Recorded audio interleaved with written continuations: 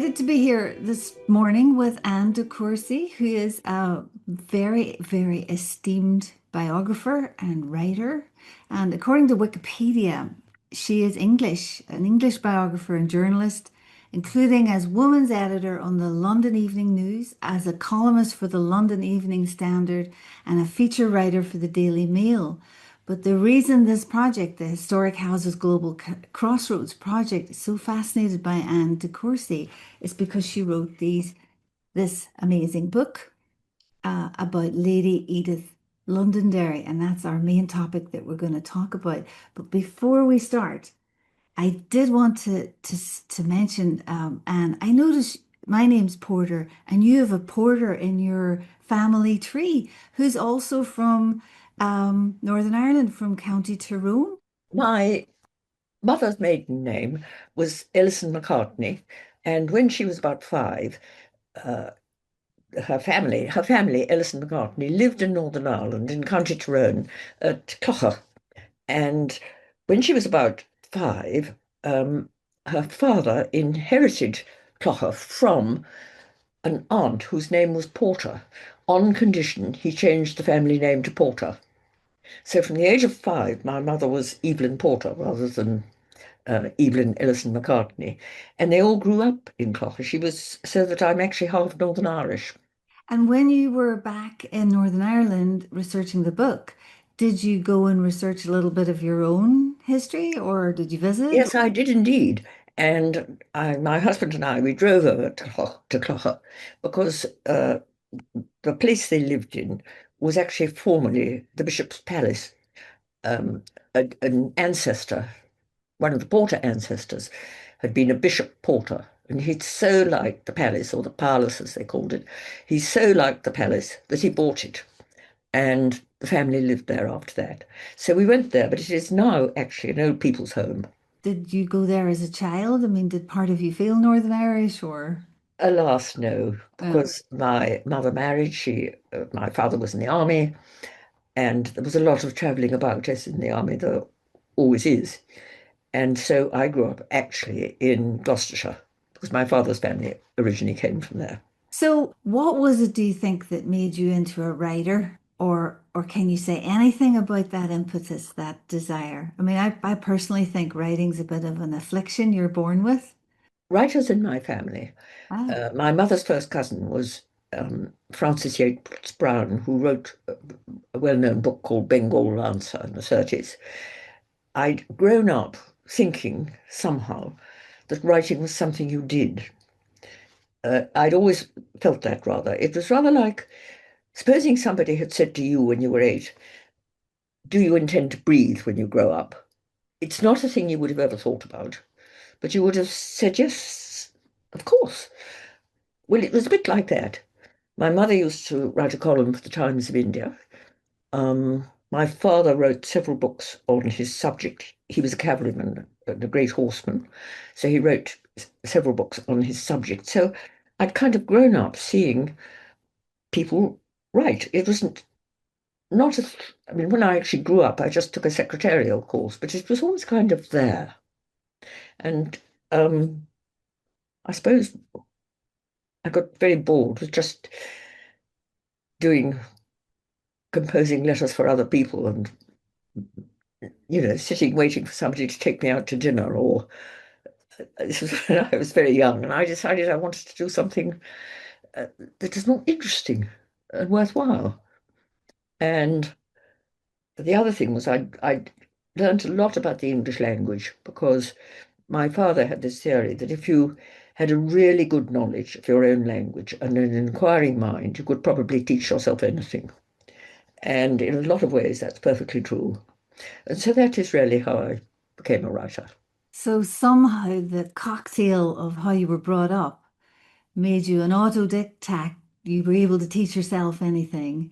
And also you were just gifted this confidence because you didn't even think of it as confidence. It was just, I'm going to It's express just myself. there, yes. Yeah. That's quite a gift. And of course, one of the things about writing books, my kind of book, which is half biography, half social history, is that you have to do an awful lot of research. It's a way of teaching yourself things. I never went to university. And so I feel I missed out tremendously on education. And you learn an awful lot if you are researching a book deeply. You have to learn about, I always think you can't really uh, judge how people act until you know the social context in which they lived, what made them do it. You have to have a kind of the environment of the times, the sort of zeitgeist. I mean, people I sure in 100 years' time will look back and think some of the things we do now are extraordinary. Um, and I think that helps a lot, you see. I've always tried to write giving a lot of context so that people, you can assess why people did things. It's because of the spirit of the age or because it was the custom. We're very heavily influenced by our social surroundings, I think. Of course, I think if you had have gone to university, the world would have lost a lot of highly readable, interesting, intriguing books on topics that academics don't tend to focus on, particularly women. I think that there would have been a loss there because academics aren't doing what you do at all and haven't been. And there's a real thirst for what you write because it's commercially successful. So I'm not so sure it would have been it's such a loss at all. I think it's our gain that you're approaching this, you know, how you feel is appropriate rather than hedged in by what you should say or what the discipline, because discipline is real, it disciplines what you can and can't say. Yes, I think you've put your finger on a very salient point, I have to say. I think one of the things is it's probably very difficult. I'm always very worried about the question of free speech in universities. Outside universities, I mean, I'm a huge believer in free speech. I think it's vital. It's what keeps a nation going. And saying, oh, you can't say this, you can't say that, or you'll offend X, or you'll offend Y. I mean, really, practically every time we open our mouths, we can offend somebody if they choose to be offended. You see, a lot of people choose to be offended, I think, on things that you or I perhaps wouldn't.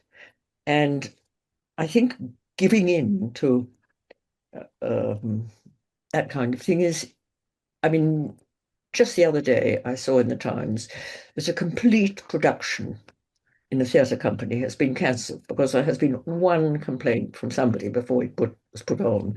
Well, I think that is totally wrong. It's destroying the enjoyment of a complete audience. I think the one thing I really miss about a university that I think is wonderful is that it's the only time in your life that you are with people of within 2 or 3 years of your own age, of an age group like that, who are probably roughly the same intellectual level. And it's a great place for making friends. I have a lot of friends who've been to university and they are still great friends with their university friends. And Mm. I miss that. Yeah. You don't get the same thing in the typing pool, I can tell you.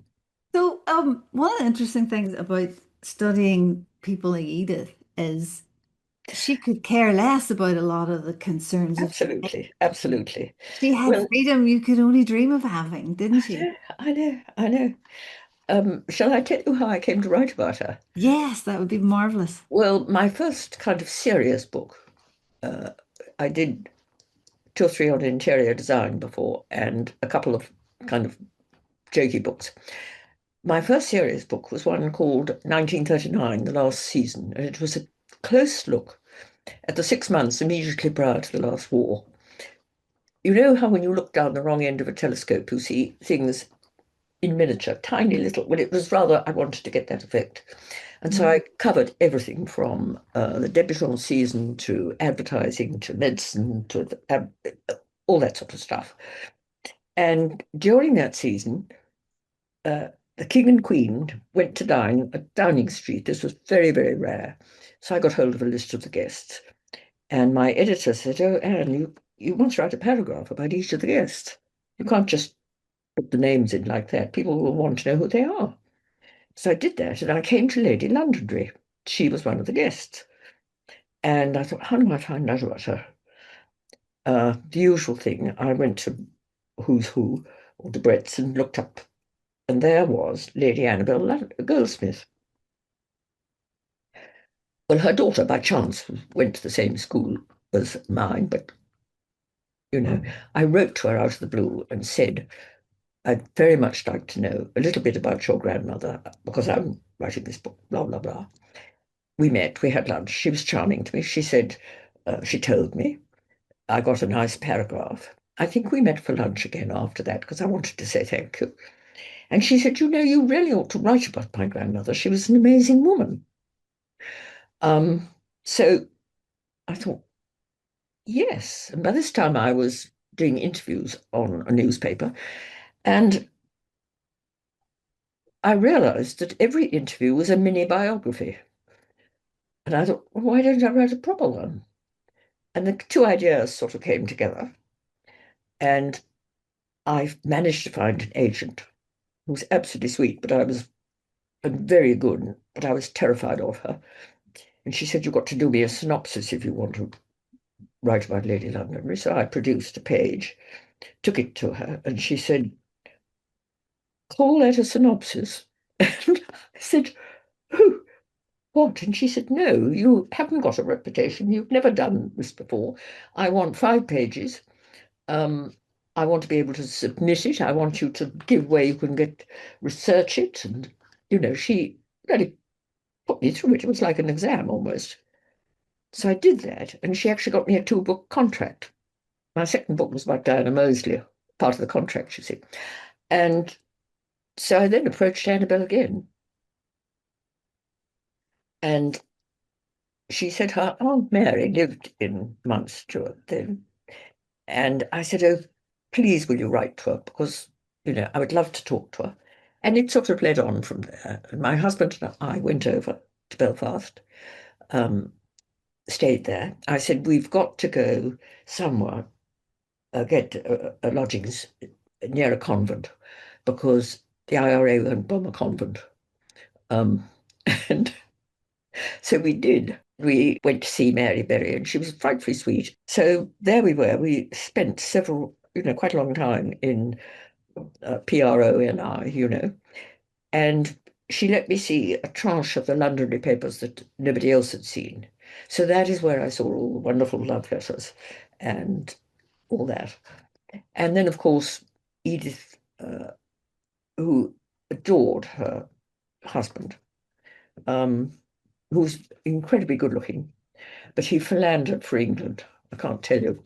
Um, but of course, I had to be fairly discreet about that, but there was quite a lot in the book. But she thought she adored him, and she said, um, "If I find you so wonderful and attractive, I'm not surprised other women do." That was how she rationalized it. Why do you think he was so desperate, or was he just powerfully, magnetically gorgeous? I mean, there he is as a young man. Yes, well, he was very gorgeous. Women loved him, and you know, I suppose he was the what, sex marquis or whatever. I mean, was that an yes, impact? Yeah. and of course, don't forget it was in the Edwardian era. They married him off pretty young. You see, that was the other thing. Yeah. Most aristocrats in the Edwardian era married their sons off young because what they wanted was an heir to know that everything was going to continue. Uh, but if I think he was only 19 or 20, you see, I mean, she was very young. And if a young man is 19 or 20, I mean, he likes, you know, what they say about sowing your wild oats. He hasn't done it. If you marry later, they're much more likely to be faithful. From modern sensibilities, Edith's unrelenting tolerance of his dalliances. I mean, it improves after Mary is born and they're living in Mount Stuart. But her tolerance of that and her gushing praise of him constantly, from a modern point of view, that's like, wow, it's hard to understand. So could you say something about why she was so, I mean, is it a different way of understanding marriage and relationships? There was practically no divorce. That was the cardinal sin. You married, and that was it. I mean, a lot of her life was very enviable. indeed. She loved her children. Uh, she adored her husband. She always adored him. And he, underneath it all, he loved her. He'd never have thought of leaving her. But he just couldn't resist other women. And other women made a great fuss of him. And, you know, men can be very susceptible. And it was a different attitude.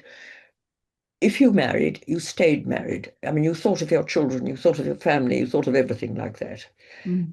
And you tolerated love affairs, providing they were discreet. You didn't, scandal was out. You had to be completely discreet.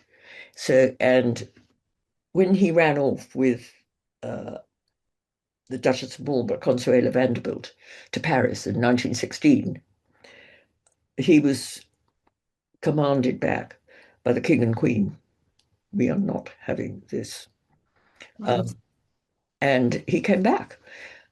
She was bitterly unhappy. The Duchess, she'd been forced at the age of 18 by her mother, locked in the house, locked in her room, till she agreed to marry the Duke. Uh, it was a forced marriage. Um, so I'm not surprised when a glamorous man said, "Come to Paris with me," I'm not surprised she did. But do you think if the king and queen hadn't intervened, that he might have broken up the relationship? I I simply don't know. He might have listened to his mother. Everybody was against running off with the Duchess of Marlborough. Um, Her husband would have been, they were back after 2 or 3 days, so nobody really, after only a few days, nobody even really noticed much. It Wow. could be covered up as she's visiting the house in the country or whatever. So can I ask you, within the trajectory of Edith's life, how important is Mount Stewart, which the rest of this project's really focusing deeply on? I mean, is Mount Stewart a big player in her life, or just Yes. one of a series of locales? Oh, she loved it. She loved it.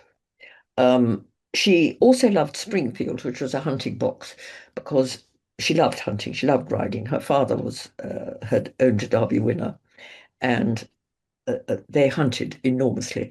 But they eventually gave up Springfield because one of the longest lasting of Charlie's affair, also hunted an awful lot. And, you know, in the hunting field, you had 100 pairs of eyes watching you, and he was trying to get away from this woman. So they very sadly had to sell Springfield, which she loved. She loved it because it was her first married home. That's why the romance of it. Um, but she adored Mount Stewart. And what she loved, she started being interested in gardening at Springfield, you see. And what she loved, one of the things she loved about Mount Stewart was the sort of microclimate that allowed her to grow all sorts of things, and which is partly responsible for the wonderful gardens. Yes, I mean, one of the things we're looking into is the gardens as an archive, because Yes, you can kind of read them as an archive with these plants she brought from the Himalayas and um, the kind of diplomatic world she lived in that's represented through the sculpture and so on.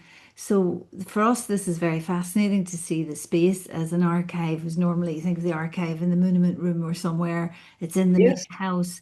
So, but do you see the garden that way, or how did you experience the gardens when you were there? I just thought it was wonderful. Yeah. You see, I'd been, after all, archives, the Public Records Office.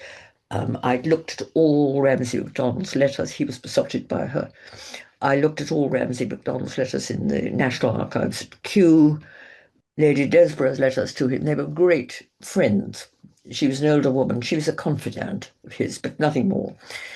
There were lots of letters. There's in an archive in Herefordshire. So for me, archives is words in in a monument room, perhaps, or in an archive. So I didn't think of the garden as an archive. No, I just thought of it as visually. And also, she did it a lot to give employment to returned soldiers after World War One, you see, because they could work in gardens. Maybe you could say a little bit, just when we're on the topic, about the Ramsay MacDonald relationship, because I mean, the way I've only begun thinking about it, and there's a new biography's just come out of Ramsay MacDonald. Um, but it's very much contextualized his relationship with Edith as like a shared fantasy, as play, where they're doing this whole Celtic revival. He's talking to her like she's Lady Godiva, and it's very stylized language, and it's not quite real. Do you want to talk about that very Yes, curious well, relationship? they met, and this how's this for name dropping? They met at Buckingham Palace. Um, he was asked to dinner, and so was she, and he was put between her and Queen Mary and two more formidable women I can hardly think of, and he charmed them both. He was very good looking, after all. I mean, he must have been an amazing person to have, when you think of his background, you know, illegitimate. A The, Highlander. yes, son of a illiterate servant girl and a Mm. cowman. I mean, it was staggering what he did. And all that they were very poor in Downing Street. I interviewed his daughter, you see, who was charming, but she said they had to get all their china, everything from the co-op because they couldn't afford uh, proper china, anything like that. Um, and he was a journalist for most of his life, including while he was prime minister, because he had to earn the money. You see.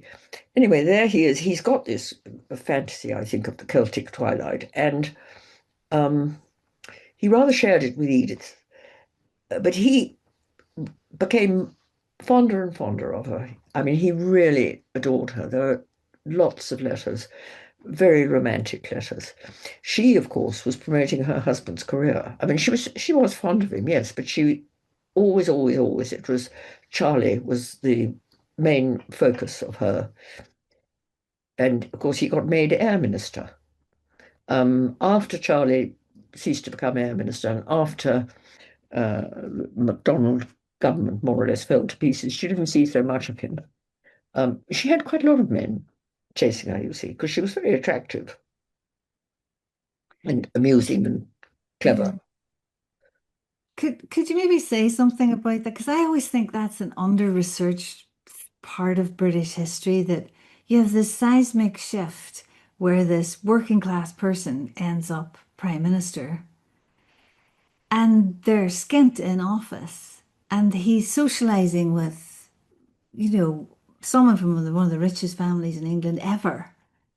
So, and I suppose that problem's kept going with, Boris accepting money for doing up wallpaper in his room and so on. What does that say to you about Britain that you can have these quite odd juxtapositions where you have someone leading the country, but, poor and scribbling at night and exhausting themselves to the point of ill health? There are two reasons that we never had a real revolution in this country like the French did. One is that we have always been very irreverent, not to say mocking of our rulers. There's been cartoons about them. And if you can poke fun at somebody and not get your head chopped off for it, it's a kind of safety valve. So I Mm. think there's that. We've also had a very mobile class system. Uh, talent, um, talent or political nous will take people up to the top, then they become accepted. After all, the Glenconners started, I think Colin Tennant's grandfather, Margot Asquith's father, was a brilliant chemist. Her grandfather was a brilliant chemist. Her father was more or less the same. He became a baronet, and his son became a peer. Uh, they were not at all. Gladstone was prime minister. His father was a baker. He was known as he had some nickname implying that he gave short weight. Um, we've always accepted Jewish people. I mean, we had a Jewish prime minister while France was having the Dreyfus case. And all sorts of people rose up because of their talent and became accepted. And this was a great strength because if you've got a lot of people who have come up through talent, you don't really get a revolution. People say, oh, he or she is one of us. And it's not a kind of thumb pressing firmly down. You'll never change. There's always been aspiration. And I Mm. think aspiration is an incredibly important thing. And do you think that meritocracy, social mobility has continued or is it now declining? I think meritocracy has continued.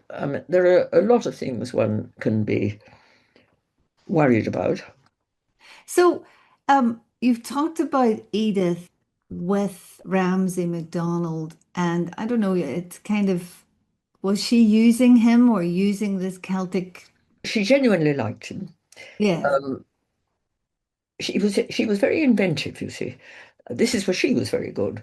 I mean, her creation of the Women's Legion was amazing. I mean, she was one of the first two dames of the British Empire, which is quite staggering in itself. And her various branches of the Women's Legion were so successful that they were actually adopted by the War Ministry. And that says an awful lot. Well, what Um, did that mean on a practical level? What did she have to actually do other than, her title and use her power? she got them together. I mean, she drummed up a committee. She would do this, she would do that. She wore her uniform, which was very disapproved of then, very unfeminine. She was sent round to the servants' entrance several times when she called on the house when she was wearing uniform. Um, I mean, people had quite a different idea of women then. Yeah. It was, so she worked very hard for the suffrage cause, which was another thing. Long letters, she'd write long letters to the Times. There was a surgeon called Sir Almroth Wright who was very against votes for women. And he wrote, being a doctor, of course, his words carried conviction. Uh, Women go mad once a month, um, and completely insane in midlife. Things like that. She wrote screeds contradicting this and saying women were just as good as men at various things, what they took up, and citing examples. I mean, she was active on those sort of things, which is very good. She could have just sat back and enjoyed running her houses. Yes, when you're sitting in Mount Stewart now, she has a desk for the gardening, she has a desk for the Women's Legion work and more serious Really. stuff. Mm. Plus, she's running other people's lives. I mean, it's a small empire, Mount Stewart, and Mm. she's buying gardening stuff from all over the world. I mean, she's behaving very much like a CEO rather than, the image you have of this stately lady just sitting in her house. Yes, she would have been one. She would have gone very far if she'd put herself into a career today. As it was, she went extremely far. She got criticized by quite a lot of people, but she didn't care. She did what she thought was right. Do you think she saw herself as a diplomat? Because, of course, the family had this amazing history in Castlereagh. Do you think she saw herself to some extent No, I taking that? don't. You don't? I don't know. Uh, I'm sure she saw herself as a hostess, but she was a wonderful hostess. I mean, even in World War One, she started this thing called the Ark, which was really to give people who'd been, I don't know, working, planning, fighting, to give them an evening of simple fun. It was sort of jokey, and you played stupid games, and you drank champagne, and you perhaps had sausages for dinner, but it was not one of the stately dinner parties. It was an evening of fun. You came if you could come. They all had nicknames. Charlie was Charlie the Cheetah, and Churchill was Winston the Warlock. People had different names, you see. And she was christened Circe. She was the center. And they all, Circe was this magic enchantress who enchanted them all. So she did that. And she Um, had this amazing, it was an identity that mattered. She had this amazing painting done, didn't she? yes, Self as Circe, with the kind of yes, brooch and everything. yes. What do you want to say a little bit about that phenomena of taking on different selves? She did have different selves. Yes, she was a very loving wife. She was a hostess. Uh, she became a gardener. She became I mean, it was multifaceted, I suppose I would say, her personality. Um, when she was a debutante, she was a society beauty. Uh, she'd been brought up by this extraordinary man, Squire Chaplin. Her dad. Yes, Yeah. yes, yes, who owned a Derby winner who had this extraordinary story about it. Would you like me to tell you? Yes, yes, that's a great story. Was he as enormously rotund at the time, or did he just look No, no, healthy? no, no. He Really? was fit Yeah. and he was very fit. Um, well, he got engaged to a beautiful woman who was known as the Pocket Venus. And she was also, I think she was also an Edith, I can't quite remember, but anyway, he got engaged to her. And he also knew the Marquis of Northampton, who she and he were both very sorry for. So they used to take him round with them, and they were very companionable with him. Um, he'd had a tough time. I think he gambled, all that kind of thing. And then a week before the wedding, she ordered the carriage and went off to, it was a shop called Marshall and Snellgrove in Oxford Street, saying she wanted to finalise her trousseau. She went in at one door, came out at the other, and she and Lord Northampton got married in Hanover Square, St George's Hanover Square, and set off for wherever it was. And she wrote uh, Squire Chaplin, she wrote him a note telling him what she'd done. And he was shattered. He went to Africa. He then came back and he plunged into racing. He'd always been very interested in horses. And he got a very good head groom, stud groom, who said, there's a colt coming up at auction. He's rather small, so people uh, won't really be very interested in him. And they bought this colt, which they called Hermit. And Hermit was small, but he had a tremendous, as they say in the racing world, turn of foot. And rumours used to fly about him, because he was being put in for the Derby. And then one day, Hermit had a terrible nosebleed, a hemorrhage, and Squire Chaplin thought, our chances are finished. He's had a hemorrhage. He can't race. There must be something wrong with his heart or whatever. This, of course, went round the racing world, Newmarket. But the stud groom said, I think it's just a nosebleed. Um, let us exercise him steadily, which they did, steadily and slowly up hills, and Hermit seemed perfectly all right. Then came Derby Day. It was a filthy day. Snow came down, 8 flurries of snow. Hermit looked terrible in the snow. His coat was all starey. He tucked his tail in. He looked a wretch. Um, and they couldn't get anybody to ride him except a 14-year-old boy, Lord Northampton. Uh, bet everything he'd got against Hermit winning, having stolen uh, uh, Squire Chaplin's girl. He now wanted to do him in. You know how people sometimes bite the hand that fed them. He had that in spades, and uh, Squire Chaplin was quite confident. He said to his friends, "If he is in the first three coming around Tattenham Corner, he'll win." In those days, you could bet while the race was going on. Oh, really? Yes. Hmm. Uh, as they came round the corner, Hermit was in the first three. He then passed them. He went like a train past them, and he won by 8 lengths, which is almost unheard of in the Derby. Northampton was ruined. Uh, Lady Edith, the one he'd married, wanted to come back to Squire Chaplin, but he wouldn't. Um, and so Hermit uh, had a long and honourable retirement, having, well, lots of stud fees, but Edith was put on his back when she was small, and Hermit loved a crowd. He would, you know, arch his neck and curvet along the place. And I think when he finally died, one of his hooves was turned in the traditional way into an inkstand. So that's the story of Ernest Darby. So what does that say about Henry Chaplin then? He was a larger than life figure. He became a great friend of Edward VII. He was left a wonderful place. He used to, I don't know, lead his guests back across the field like a sort of impromptu steeplechase.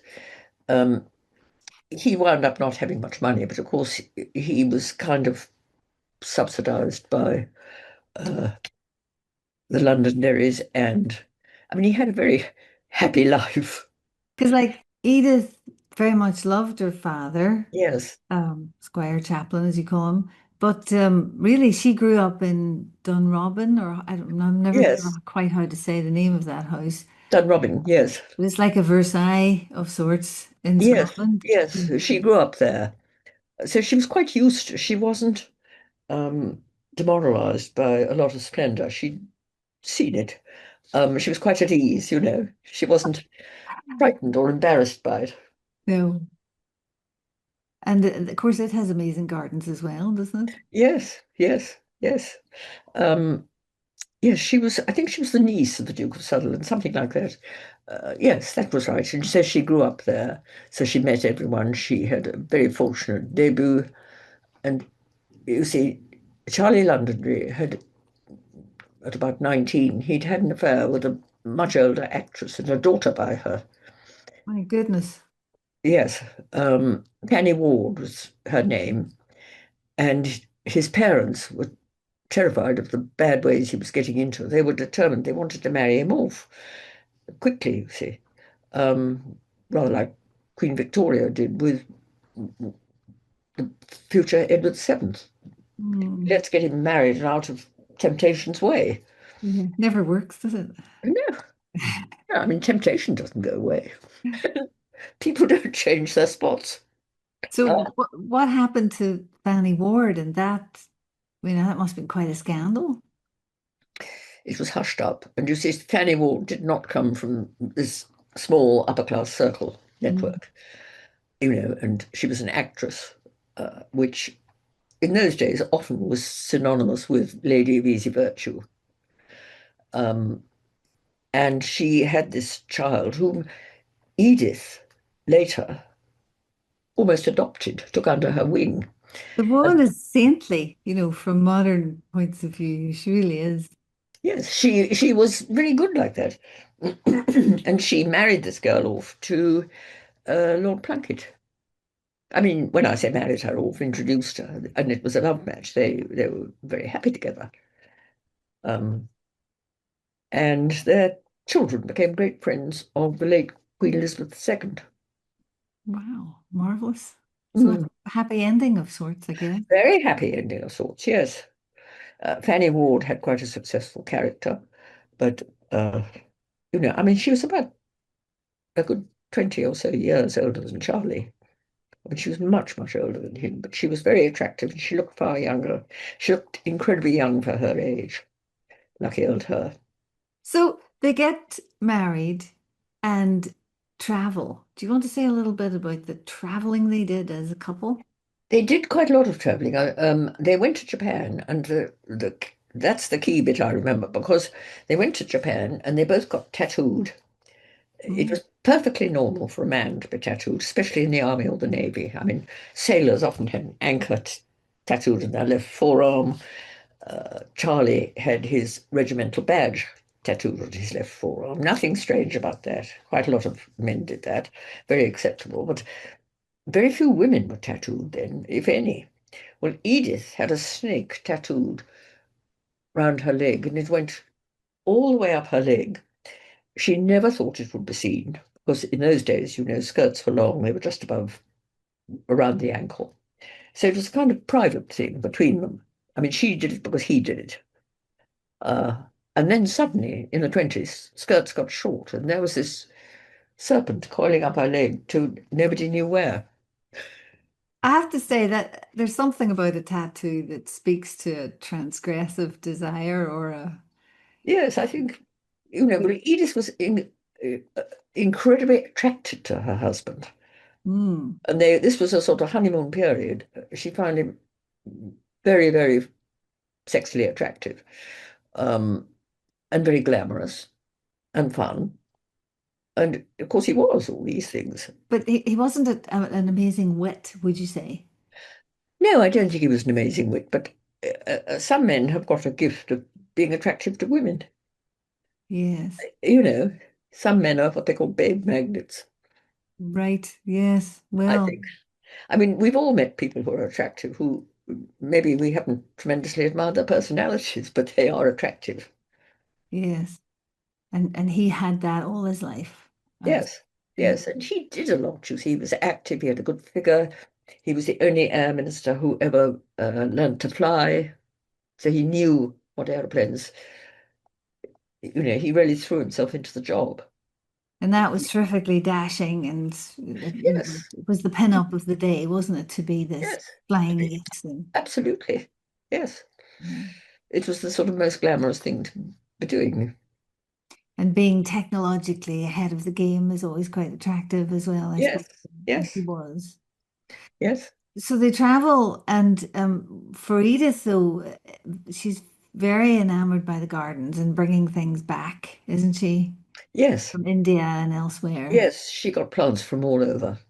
Um, and of course, as I say, in the climate of Mount Stuart, they grew beautifully. And I think that was one of the reasons she loved Mount Stuart so much. Do you think she saw herself as Irish, Northern Irish, British? What do you think her self-identification might have been, or did she just see herself as part of her lineage in her class? Um, I think she probably thought of herself as English because she spent a lot of time in England. After all, there was Wynyard as well. She spent a lot of time hunting in the Shires in the winter. There was Londonderry House for the season, which was an amazing place. Um, where she used to give these wonderful Eve of Parliament receptions. She's still doing that up to what, the 30s, late 20s? Yes, yes. They did that, I think, up to the 30s. I forget when Londonderry House was pulled down, but um, I think Annabel Goldsmith was the last person to have her ball there, I think. Because I suppose the Londonderry story, would you say it's a gradual story of loss of property and income Yes, over, yes, from yes. Well, you see, the eldest son, they only had one son, they had four daughters. And the eldest son, Robin, was at loggerheads with his parents an awful lot. Uh, he he was much more left wing than they. Um, and one of the things that hit the Londoners, one of their money came from coal mines, largely. And when the mines were nationalised, at a stroke, that took away a lot of their income. I mean, they were still very well off, but it has been one of, I would say, like that. and no amount of politicking with the Labour Prime Minister could do anything about that. That was a story that was going to Well, that happen. was post-war that the mines were, Manuel Schindel. It was post-war, the nationalisation, I think, of the coal mines. Um, Pre-war, I mean, they were very rich pre-war. I mean, World War II really shook things up because immediately after World War II, we had a socialist government, and everything from the national health to the nationalisation of the mines was introduced. Bang. And there's nothing they could have done looking back, because it's a family of amazing financial savvy right back generations and generations. Do you think there's nothing they could have done to put because a lot of people made a lot of money out of World War II, but their fortunes declined. Looking at it, do you think maybe there was a management problem there? Well, the girls married and were sort of out of it. Um, I'm not certain now how old he was in the war. I think it was very difficult for him he also had an alcohol problem, which is not very good when you're for management.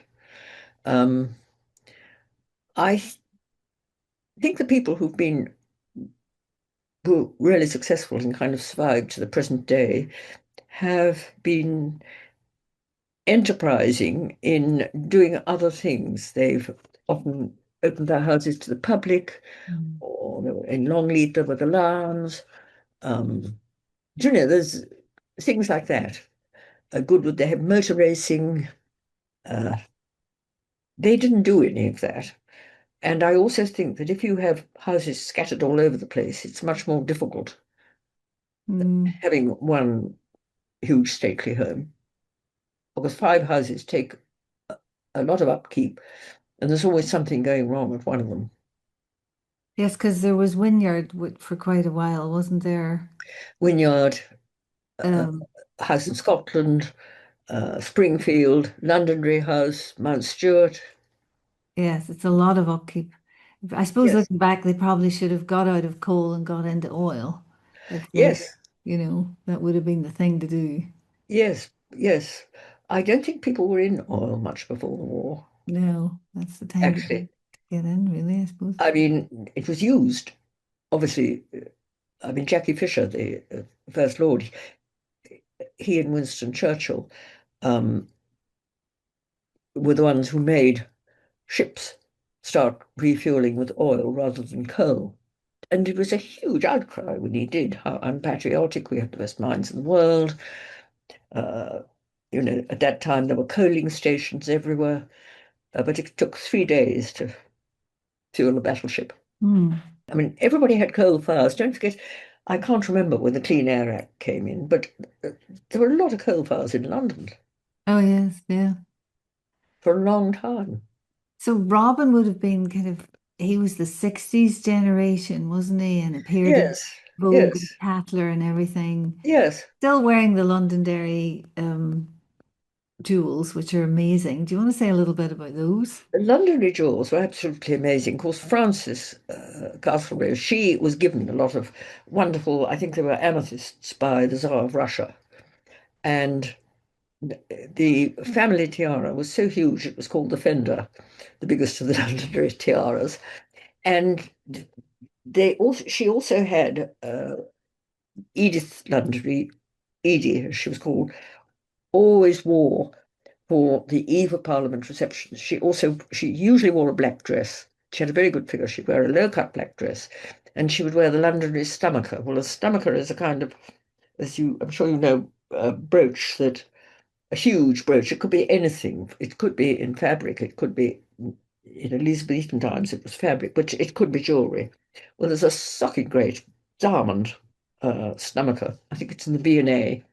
This was the Londonderry one. I mean, I can't tell you, it sparkle knocks your eye out. So she wore all the Londonderry jewels. People piled them on then. Wow. Well, I think my favorite is the tiara. It's amazing. Isn't it? Absolutely amazing. Yes, and of course she would wear it with earrings, probably with a stomacher, and also a couple of diamond necklaces. Um, Possibly a pearl necklace thrown in for good measure, because of course pearls at one time were just as expensive as diamonds before artificial pearls came in. Before man-made pearls came in, they were considered priceless. Mm. Uh, so she would wear them all with this black dress, looking spectacular, standing at the top of the stairs, um, as other people wearing all their jewels and medals and you know what have you, climbed up four abreast. One of the things your work brings forward and all its, I think all of your whole oeuvre is this question of, we're confronted with serious wealth, which for most of us plebs is in another world, another country. And then you're very quickly confronted by this question of, well, do I condescend to wealth and how do I relate to these people? And to what extent do you have empathy for them or how do you enter into their world? And some of us are closer to their world than others, but still, this is a period in British life that's very special. And they have this culture of their own that's around horses and gardens and ideas of propriety that, as you are saying, have been lost. Do you want to talk about about that question of their ideas of themselves and our ideas of ourselves and how we can meet, how we can make I think bridges? vital thing. I mean, I suppose I've always basically just regarded people as people. Um, we are all the same, really. Uh, Everything else is an overlay. I mean, people have the same basic instincts. Young men want to run after women. That's one. Uh, Most of us, if we see a nice plate of food, salivate slightly. Um, all of us really dislike danger. We have the same instincts. I don't think those change much. Um, as I say, I think what has changed was honesty. So entering into somebody else's world, I always try and remember that what has changed is the extraneous, the surroundings very often. And that, uh, we all know that changes. There's all sorts of smaller things that change. I mean, for instance, people used to do things very often, even small things that we would disapprove of. I remember my parents telling me one of the things they did in India that was great fun when they were riding, they would have paper chases. Uh, Somebody with a sack of torn up paper on his back would give him 5 minutes start and he would throw a few bits of paper out and after 5 minutes everybody else, and the aim was to try and catch him before he got home. Mm. And it was great fun. He would take them this winding course. Well, today, for instance, I mean, I put every spare bit of paper in the recycling bin, our recycling thing. Today, throwing bits of paper over the country people would say, what are you doing? You can't do that. Litter, litter, they would say. Well, that's a minor thing. It wasn't a sin what my parents did. It was what people did. But today we would say, how awful. Litter. Yeah. There are small changes like that that happen the whole time. Um, to an Edwardian, accustomed to being covered from top to toe, how would they look at a miniskirt? Mm. You know? Um, there's all kinds of small changes, and you have to kind of fluff those off because people underneath are just the same. Um, I think the place of emotion in history has Mm. been very underestimated. People often do things out of emotion. Um, it can be jealousy that makes them want to do something. It can be ambition. It can be love. It can be hate. It isn't just a necessity or why don't I go to war? There's usually a pretty good reason. We Mm. had the Reformation because of uh, Henry the Henry VIII's desire for an heir and his passion for Anne Boleyn. And that's a huge shift. And that was emotion. Yeah, I mean, there is emotion, I agree, but then there is just hardcore power. Yes, And the Londonderrys, especially in Northern Ireland, had enormous power for a very long time.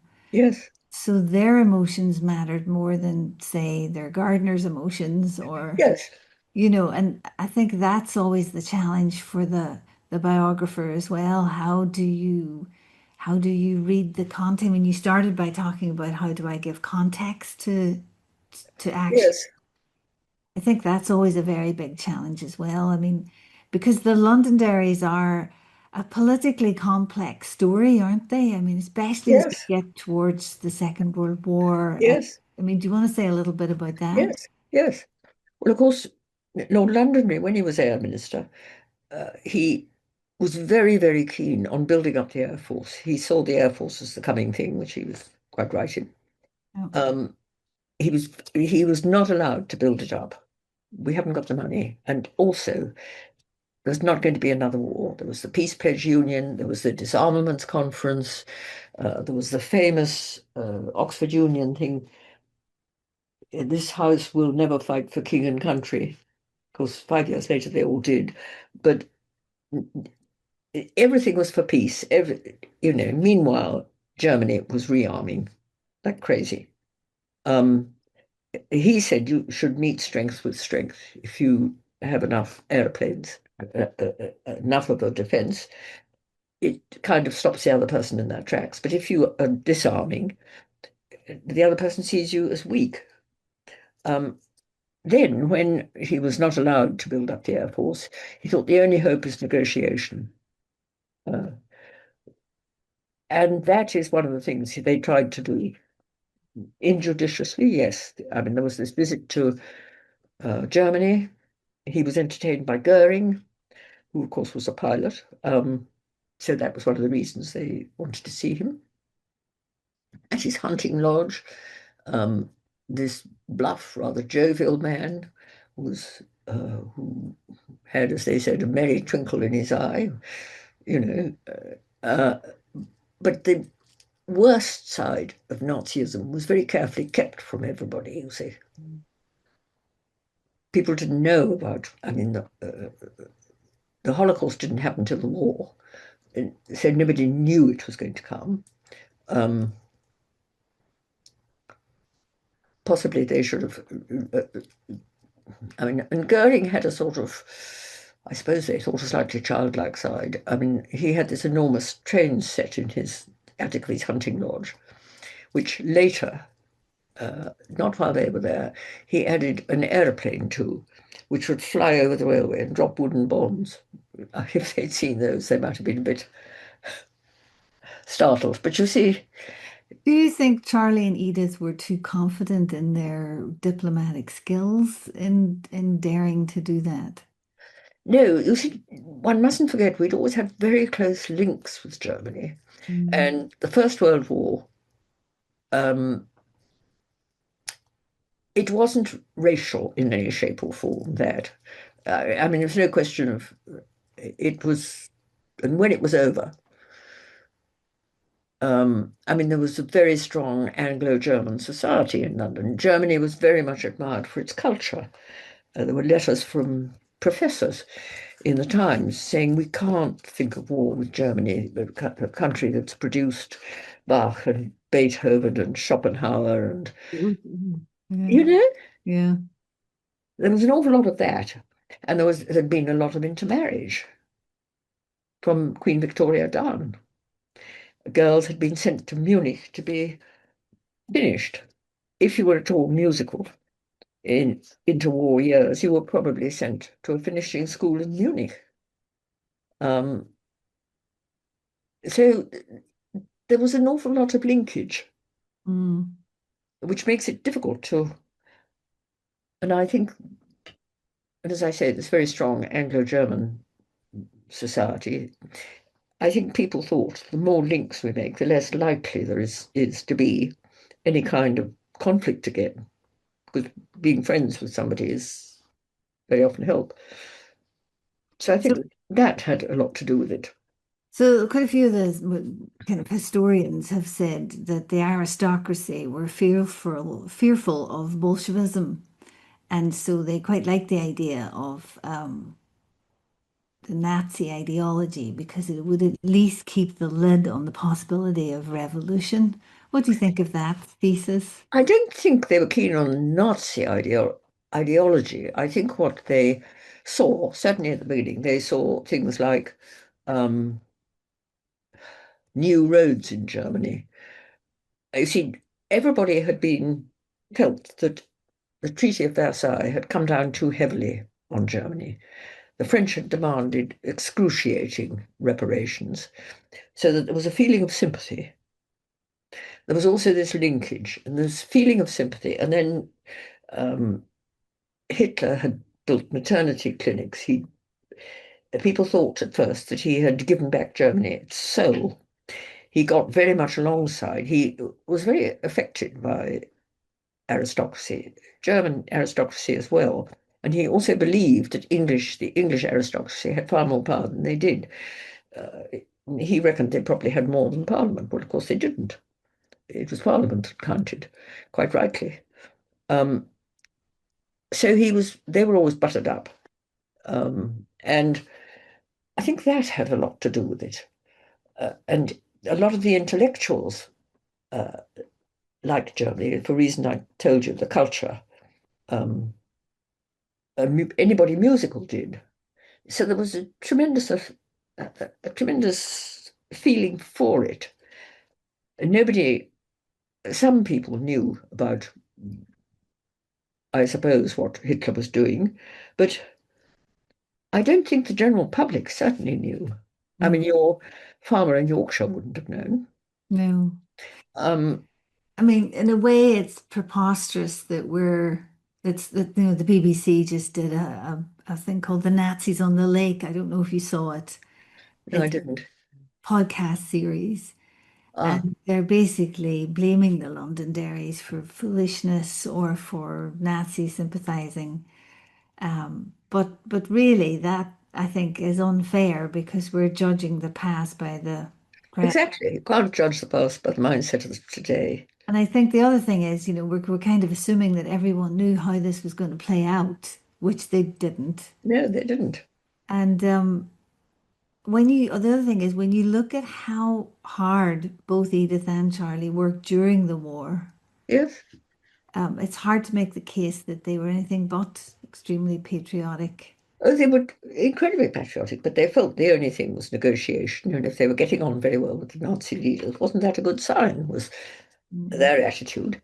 Um, they weren't privy to diplomatic secrets. They just felt the more links of friendship we can forge, the better. There were a lot of people like that. I mean, also, you mustn't forget that within living memory of all of them, there had been the most terrible war in history. People simply could not believe that anyone would take, who had been through the First World War, as Hitler had done, Mm. people could not believe that anybody would take their country into a war like that again. It was kind of disbelief. Other people saw war coming, but it was a mixture of disbelief and horror, Mm. you see. A lot of people just said, of course there won't be a war. I mean, after all, do we want to lose all these men again? It was only 25 years. So your overall reading of the Londonderrys and World War II is what? If you could My sum it overall up. reading is they certainly weren't, I shan't say treacherous, they were, I'm sure, injudicious in various things, but not what they did with the idea of helping the country. She entertained Ribbentrop. A lot of people entertained Ribbentrop. He was good looking, he was cultured, he spoke English beautifully. He was a very good. Lady Kennard did a lot because he was very musical. He played the violin beautifully. All sorts of things like that. And he was charming to English people. And everybody thought, how wonderful, nice German ambassador. Yeah. I mean, the ugly side of Nazism wasn't shown much then. People read about it, but again, you must remember that communication was much more difficult then. A lot of people um, didn't see a newspaper. Uh, I know television had been invented, but practically nobody had one. There was the radio,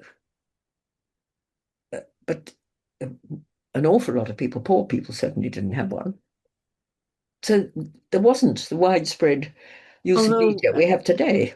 it's true that when the Nazi delegation came to Mount Stewart, it was all over the Belfast Telegraph and local people, it was in the local press at the time. Yes. So, could you say a little bit about kind of end times as Charlie and Edith approach Well, death? they drew much closer together towards the end of their lives. Um, and Charlie obviously assured Edith over and over again that the women had meant nothing. I mean, they were close, you see. They, it was, well, basically, they just got older. Um, you know, as it happens to all of We us do. at last. But they were they were much happier together, except of course their son was, just very. sad, their estrangement from their son. But their daughter Mary was a great joy to them. So the division with Robin was because of his alcoholism, or He was was much he more left wing as well. was he quite a Um, 60s child kind of? I think so, yes, yes. But his children, Annabel and her sister Jane, they used to go and stay there. They adored their grandmother. So Edith had quite a lot of family around her, which was lovely. And of course, they saw her in London. So the big issue, I mean, one of my colleagues is doing a marvelous book. She's working on bankruptcy and the aristocracy, but I always think the big issue is succession. How do you think they handled the question of what's going to happen to their assets and so on, and that transition of, Mount Stewart becoming a national trust property, and what's your reading of all of that? Well, I think making Mount Stewart a National Trust property, as happened to a lot of large houses, was it meant the family could stay there, but it also meant that they wouldn't have to pay death duties or anything like that on it. It was a great financial boon for a lot of people. I think Wynyard has already been sold, as far as I can remember. Londonderry House uh, got pulled down because these enormous great palaces in London were no longer feasible, really, for anybody. Because, I mean, when you think rates, who they needed a lot of staff to keep them up, uh, and it, it, there was a huge decline in domestic service post-war because women were doing lots of other things and having careers of their own. Uh, at one time in Edwardian and Victorian times, it was the commonest thing a woman could do. And a lot of people had a lot of servants. And these big houses, that's what they needed. You couldn't keep Londonderry House going with a daily and a vacuum cleaner. No, I mean Mount Stewart had 55 or something, Did right it as up to many the as that? 50s. Mm, She mm. was still keeping the Downton Abbey level of Yes, staff yes. Well, going. you see, that just wasn't feasible No, post-war for anybody. I mean, an awful lot of people shut up a lot of the houses and lived in a sort of flat. yeah. Um, I don't know if you've read Eleanor Doughty's excellent book, Airs and Graces, Heirs. Airs and It's about Graces. the modern No, days. It's very good. I will have a look. Airs and Graces. And Yes. what's your argument?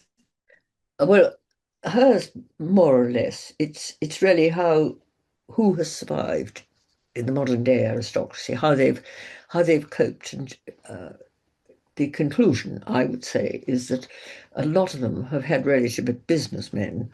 Um, they've had to organize. They've either opened the houses to the public, or they have got a business selling plants or food or something, something like that. Uh, and some have just given up and sold. Some sold their houses to schools. But it's about the ones who have survived and what has happened to them all.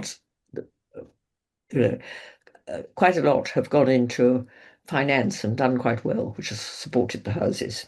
It's my reading anyway. The story of the death of the aristocracy is not really accurate. They seem to be doing quite well, really. I don't think it's accurate at all. I think they've gone much more undercover. Yes. I also think it's a marvelous trick where somehow aristocratic assets like Mount Stewart have become family assets that are also public. So there I are agree. houses now, whereas before they were their houses. I think that is wonderful. Yes, That's a very interesting, and I think there's almost no one who isn't ambivalent about that. It's amazing that these houses still exist and that you can access them. yes, At the same time, you're accessing them in a very specific way. It's all the tea and scones phenomena. And I don't know, I feel very ambivalent about it myself in terms of what it means for culture and this whole commodification of culture, of aristocratic culture. Do you know what I mean? yes, I do. I mean, I think it's wonderful that we can access them. I think they it's marvelous to be able to see beautiful things, beautiful pictures, beautiful furniture. Um, it's very help form taste. Uh, I'm a great one for not destroying the top level, not destroying elitism, because people need something to aspire to. It gives you a gold standard to uh, not exactly look up to, but to help you get where you want to get. I mean, supposing somebody's an artist, looking at great pictures helps them Yes. enormously. Uh, it would be awful if somebody said, "Oh, that is not meritocratic enough. We will destroy the great pictures." You see. I mean, if you want a book that'll probably get you fired up, Dan Hicks has written a book called Every Monument Must Fall. And he's got the opposite viewpoint that really anything that doesn't meet today's standards of meritocracy should be, um, But so much of meritocracy is uh, hideous. well, I mean, there are all sorts of things that are ugly. I mean, I would much rather, uh, you know, you can have a beautifully made chair with good design Mm. and a hideous one, and they cost the same. Indeed. This is the point. I mean, it's not a question of money.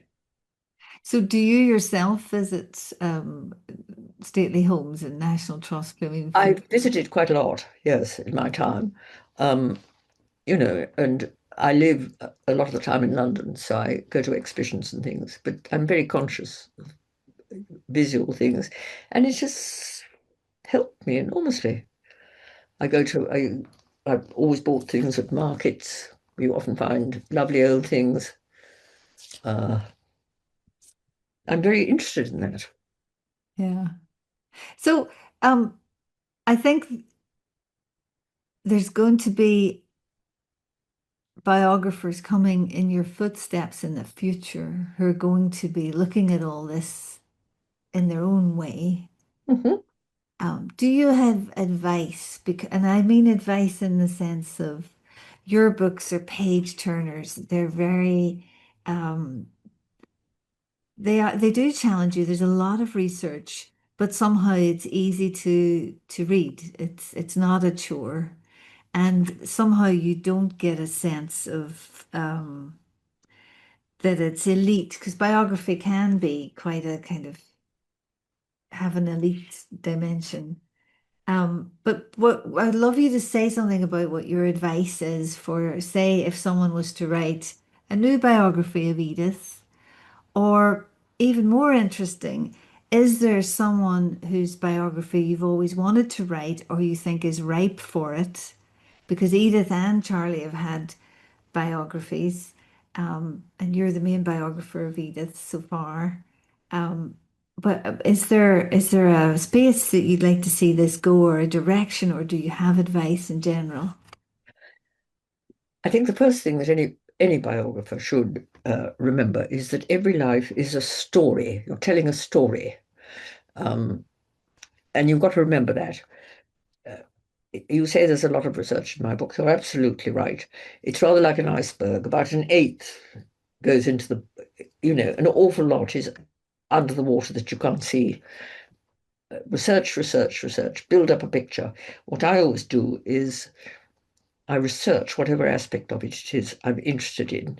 I mean, when I was writing the biography of Lord Snowdon, for instance, I got uh, every detail I possibly could say about their drawing room. You build up this picture in your own mind of whatever it is, a room, what a person is wearing, what they look like. Once you've got a vision in your own mind, you simply describe that vision, and that's what makes it come alive. Mm. Because if you met somebody and described them to a friend, it would be a very lively description. So it's visual, right in a visual Well, way. I'm a very visual person, so I have a picture in my head, and you only get that picture by researching terribly thoroughly around whatever it is, the clothes people wore, the horses they rode, their rooms, um, what they did. You've got to have a vision in your head, and then you can describe it. And everything I put down is actually accurate. It's not guesswork, any of it. I also feel very strongly there's nothing like contemporary documents, particularly diaries, because if people write a diary every day, it's what they actually thought. Whereas if they uh, write a memoir much later, it's what they think they ought to have thought very Mm. often. Yes. You want it fresh. Mm. And if you don't get it fresh, it it's the freshness that makes it. I also believe very strongly in plain, simple Orwellian prose um, that people can understand. Uh, Not too many adjectives. When I was writing for a newspaper, of course, I used a lot of adjectives. Newspapers do because you have to have it all compressed. But for books, I don't think you need too many adjectives myself. I think you But must also remember that one of the things people don't put in biographies is colour. Very few men put colour in a biography. I mean, I'm literally describing she sat in a blue chair or she sat down suddenly in her blue armchair instead of she sat down suddenly in an armchair. Very few men use colour, and it's very important because it conjures something up in the reader's mind. brilliant point. So here's the thing. 10 miles down the road from Mount Stewart is the house of another very significant British aristocratic family, the Dufferin home Oh, at yes. Clandy And this project is looking at both of them kind of in dialogue some of the time. And we're doing lots of, a whole panoply of things with them. And, I'm supposed to be writing a book on Harriet Dufferin. And I am finding her unbiographizable, or whatever the word would be, because the woman so carefully curated her archive and is so terribly good. She writes white. Whereas with Edith, you just know to look at her that there's a story in this face. And she's got so much flamboyance, and her home is so feminine for a start. It's full of beautiful fabrics and colors and smells, and it's amazing. Whereas the Clandy Boy space is full of weapons, and she's very much the good wife. Do you want to talk about that? I mean, are certain people unbiographizable, if that's a Oh, word? yes, yes. I absolutely believe you there. I mean, I agree with you there completely. Um, there are some people who lead a blameless life. I would never write about somebody who led a blameless life. There's nothing much to say uh, about, you know, it's very admirable. They're probably much more the sort of person one would enjoy talking to, but goodness doesn't make a good biography, I'm afraid. Mm. I don't think. Uh, if they've led an eventful life, so much the better. Um, you pick a subject that's got a bit of sparkle about it. The last biography I wrote was about Nancy Kennard, who was very curious in a lot of ways, but she made a very good biography because she was very interesting. Um, what else can I? What were you saying?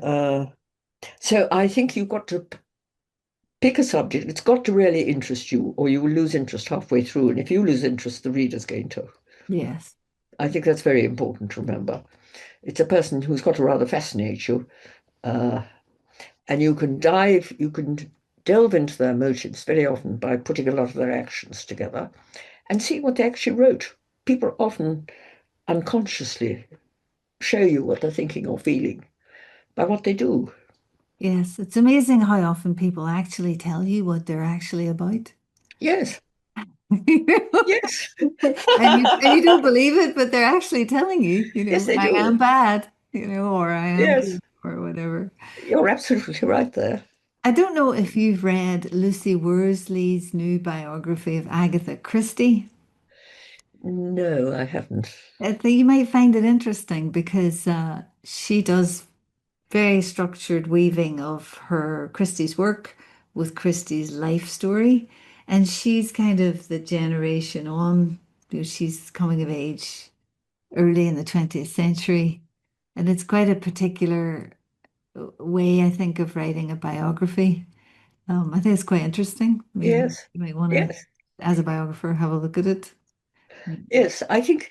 the thing is, there are many, I don't know what biographers of the future are going to do because people like me relied on letters and diaries, and people don't write letters now, hardly. It's just always emails or texts or, that kind of thing. So there's very little actual material to go on. It's going to be Indeed. very difficult to write about Yes, I people mean, I today. suppose the equivalent of the Londonderrys would be the Bezos or something, and Bezos Sanchez or something, people who are phenomenally wealthy and directional in all our lives. Yes. Well, Um, you can write a certain bit about them, but I do think the written word gives you an awful lot. I mean, that you don't get otherwise. Letters and diaries give you a lot. Although I suppose if you look at, say, the Epstein archive, which is an archive in its sense, it's not completely inaccessible, the digital world. It somehow gets out there. Yes, you've got to be good at digital stuff, that's true, but I don't think it's people sometimes write emails in sort of or in text, they use special language. It's not as revealing as letters, and you can No. often tell something from people's handwriting. I mean, I once held a letter written to the Londoners from Adolf Hitler in my hand, and it had the most extraordinary signature I've ever seen. You would have known there was something weird about this man. Thick and black, and it had Adolf going up one side of an invisible V and Hitler going down the other side. It was extraordinary. Wow. And you can, if you are interested, you can always take handwriting to a graphologist. A lot Yes. of them are very good. They'll deduce something. You can tell if a letter's been written in great haste. You or I could tell that. Mm. Um, there's all sorts of things. I mean, letters give you much more. They give you much more of a feeling of a person. I think what you were saying about social mobility and meritocracy is linked to all of this because Yes, if our version of the rich or the cultured or the people who are elite is always mediated, I mean, it always was, like Harriet Dufresne would have photographers come before they landed in Canada so that she could have that picture that made the press and so on. But I think when the mediation becomes so enormous, I think it will do something to people's sense of their relationship to the rest of society, indeed, if society is deemed to still exist. Do you know what I mean? yes. I think we're in danger here of losing, we're at a moment of potential loss that's I think we are. Yes, enormous. I think it is really. You know, I mean, the internet has changed practically everything. It's changed the way it's. I'm sure it's affected people's children's, particularly. I'm talking about children here. It doesn't affect you if you came to it when you were adult, but if children who always seem to be up to every technological thing, if in doubt, ask a child. Um, they don't read nearly so much. They look at you blankly. I mean, they practically say, "What's a book?" Um, and it gives people the attention span of a gnat, usually, because all these things are frightfully quick. And the other thing it does, I think it has done, which is one of the biggest social changes, is I feel that today there is a constant low buzz of me everywhere. Um, people are interested in putting on the internet, this is what I had for breakfast. Uh, this is me looking at the Mona Lisa. It's not. This is the Mona Lisa.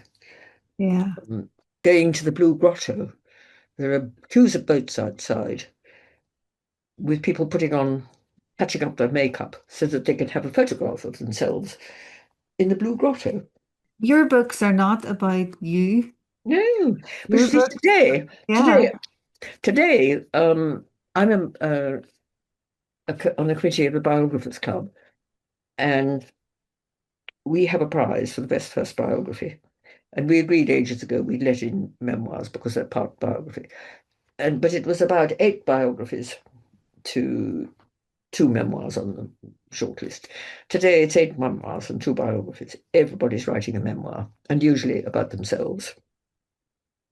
It is me, me, me today. And I think one of the moral dimensions of biography is that it teaches you to look outwards. It teaches you to look at other people, to think about other people, not about yourself the whole time. Which is enormously restful because focusing on the self is it produces anxiety by definition, really. Absolutely, yes, yes. Just on the very last question, is there a book you're working on now, or is there a book you want someone else to write going forward? No, because you see, I have this thing called macular degeneration, which is means I can't really research. Right. Because if you do a lot of, I mean, even if your site is 2020, people's handwriting is often difficult to read Yeah. from an archive. And if you got what I've got, this wretched ailment, it's impossible. And so it means I can't research. And if you can't research, I can't. So I've just had to stop, which is rather sad. Is there a book that you wish had been written or that you'd like to see written would be a cracking biography? I don't let myself think about that, or I would get rather sad at not doing it. I just can't Yeah. let myself even speculate. That's a real loss, and I would urge you towards the use of assistants or something because your knowledge is amazing and your writing is beautiful Well, and it's very sweet of you to say those things, but much appreciated. And thank you for doing this podcast. I think it's going to spur everybody who's on the Historic Houses Global Crossroads team. And I know that the people at Mount Stewart, where your book is front and center for oh, visitors still, good. is much bought and much beloved. I know the Mount Stewart folk and the visitors and the volunteers will just love this that you've Oh, shared your thinking, and I just wanted you to know that it's really appreciated that you wrote this book about Edith, and it means a lot. oh, good. I'm so glad because I really invested a lot in that book. I thought she was such an amazing person. And the research from a historian's point of view is extremely valuable. There is a lot. I was very lucky being able to go to the see all her papers that Mary Berry lent me, which was wonderful.